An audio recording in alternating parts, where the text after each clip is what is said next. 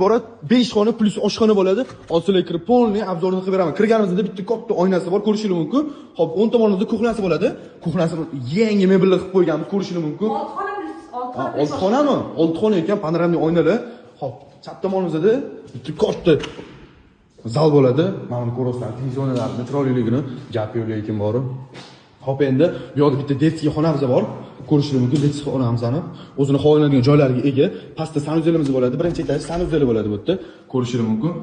Xo'p, endi ikkinchi etaj chiqadigan bo'lsa, ikkinchi etajga mana qaranglar, shundan chiroyliligini gap yo'q lekin bor.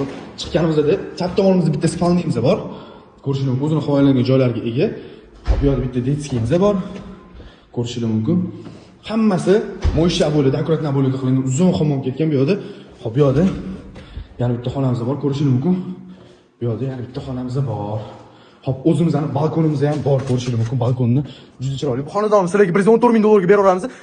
Lokatsiya o'tirgan bo'lsa, Toshkent postdan to'g'ri 5 kilometr kirganda, tutzor havasi yonib joylashgan bu xonadonni kimga qiziqsa, mana shu pastga telefon qilib, tez baraka qo'ramiz.